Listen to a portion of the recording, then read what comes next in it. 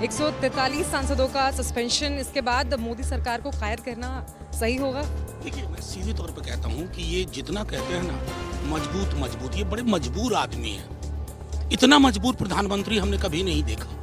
बाहर जाते हो सीने पे हाथ रख के कहते हो मदर ऑफ डेमोक्रेसी से आया हूँ, लोकशाही की जननी जो है भारत, लोकशाही की जननी के साथ ये व्यवहार कर रहे हैं आप। ये तौर तरीके हैं। पूरी दुनिया में एक दिन में 150 सांसदों का निलंबन नहीं हुआ। अब सांसदों का निलंबन नहीं कर रहे हैं, प्रतिनिधित्व का निलंबन कर रहे हैं, पार्टिसिपेटरी डेमोक्रेसी के स्पिरिट को खत्म कर रहे हैं। इसलिए हम यहाँ हैं। चांद का टुकड़ा नहीं मांग रहे हैं मोदी जी। जिस दहलीज को आपने चूमा था ना 14 में, आपने उससे प्राण ले लिए हैं। बस प्राण वापसी की कोशिश कर रहे हैं मोदी जी, सहयोग करिए। देश की सबसे सुरक्षित इमारत में सेंधमारी करने वाला जो शख्स है, वो जिस एमपी के पास पर आता है, वो संसद में अभी भी बने रहते हैं, लेकिन बाकी सांसदों का निलंबन हो जाता है। गांधी के हत्यारे को देशभक्त बताने वाले संसद में हैं।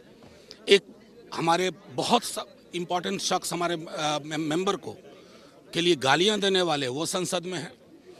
महिला पहलवानों के साथ किस तरह की, मैं उत्पीड़न के उन वर्णनों में नहीं जाना चाहता, वो संसद में है।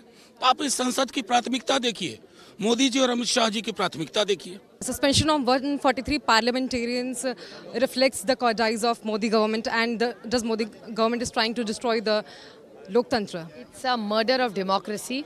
लोकतंत्र की हत्या हो रही है, संविधान की हत्या हो रही है, और बड़ी मेहनत से, प्यार से, विश्वास से भारत रत्न डॉक्टर बाबा साहब अम्बेडकर ने यहाँ एक बहुत अच्छा संविधान इस देश को दिया है। और जिस तरह से 150 एमपीओं को यहाँ से, सांसदों को निकाला गया, वो गलत है, और हम पूरी ताकत से मोदी सरकार के खिलाफ लड़ेंगे।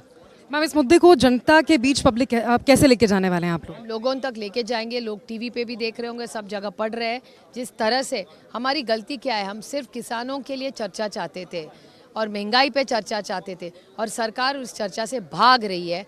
और जिस तरह से इस सरकार ने 4-5 बिल पास किए, शायद इसीलिए उन्होंने हमको निकाला होगा। जिस एमपी के पास पे सिक्योरिटी ब्रीच करने वाला शख्स अंदर आता है, वो एमपी अंदर है और बाकी सांसदों को बाहर कर दिया जाता है। ये कायरता है। ये सरकार कायर कहा जाए? जिसको जो है, जिसकी गलती है वो आराम से बैठा है, जिनकी गलती नहीं है वो सजा भुगत रहे हैं। की गलती है भाजपा के नेता जिसने पास बनाए, वो तो आराम से बैठा, उस पर कोई कार्रवाई नहीं।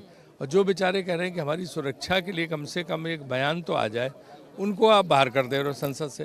तो ये तो ऐसे हुआ कि आप सारे बिल पास करा ले रहे हो विपक्ष को बाहर करके, कि संसदीय लोकतंत्र रह कहाँ गया। इससे ठीक तो भाजपा पार्लियामेंट्री पार्टी की मीटिंग बुलाओ और उसमें बिल पास करा लो। ये वही बात हुई।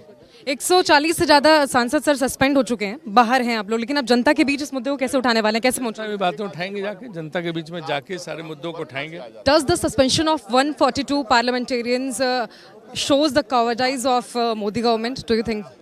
Yes, I would say that, because all we ask is for a explanation inside the parliament. But the Amit Shah, the Home Minister, has refused to do so. Yesterday he was there completely in the house while passing the bill. But why he not in a position to express or explain the situation, what happened on the December 13th situation. So now whoever raised their voices or raised for the same question has been suspended. Now 143 people have been suspended. The entire oppositions are outside the parliament now. So this is undemocratic, that's what I would say. अब तक हम कहते थे कि लोकतंत्र खतरे में है. Now do you think Modi government is trying to destroy democracy?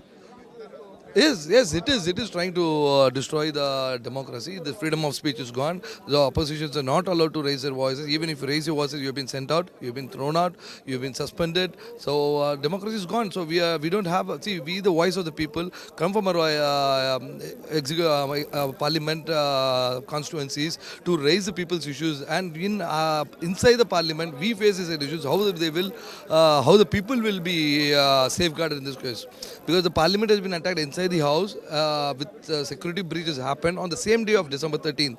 About 22 years ago, the attack was happened. So all we ask is for the reason, explanation, what happened, and investigation on it, and it has to be explained inside the parliament. When the Home Minister can explain it to the social media or outside the parliament, why not inside the parliament? That's what our question is. Whoever raised their voices has been suspended. Now the entire suspended MPs are here outside demanding a request. Still, Amit Shah, the Home Minister, has to explain inside the house.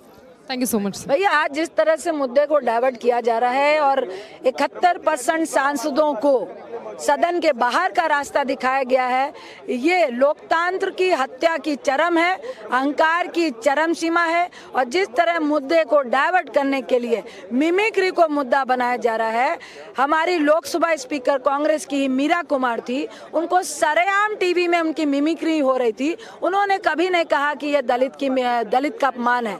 अगर ये जाट और किसानों से जोड़ रहे हैं तो गाजीपुर में जब किसान बैठे थे वो जाट भी थे, हरियाणा के भी थे, किसान भी थे, और भाजपा वाले पुलिस वालों को कह रहे थे कि इनको लठ मारो हम देख लेंगे। तब किसी भी भाजपा नेता ने किसानों के अपमान और जाटों के अपमान की बात नहीं कही। जब हमारी बच्चियां पहलवान हरियाणा की किसान फैमिली से जाट फैमिली से बैठी थी और वो मिमिक्री हुई है इसलिए नहीं रो रही थी, वो ये बोल रही थी कि हमारे साथ सेक्सुअल हरासमेंट हुआ है, तब किसी भी भाजपा नेता को उन जाट परिवार की बच्चियों का अपमान नहीं लगा, उनके लिए शर्मिंदा नहीं हुए।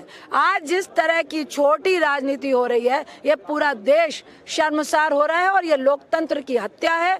और ये बहुत बड़ी बात नहीं होगी कि कल भाजपा वाले ये सर्कुलर भी दे दे कि जितने भी सस्पेंड सांसद हैं वो सदन के भीतर क्या इस गेट्स के अंदर भी नहीं जा सकते। और कल ये भी सर्कुलर आ सकता है कि भाजपा वाले अब बिना विपक्ष के ही सरकार चलाना चाहते हैं। कहा जाता है हिंदुस्तान में किसी भी बीमारी का इलाज करवाना बहुत मुश्किल, बहुत महंगा। गलत। आप शहरिया जलसा फाउंडेशन के मेंबर बनो, बाइट मेडिकल कॉलेज एंड हॉस्पिटल आने वाले 5 साल तक आपका पूरा इलाज फ्री करेगा। धन्यवाद।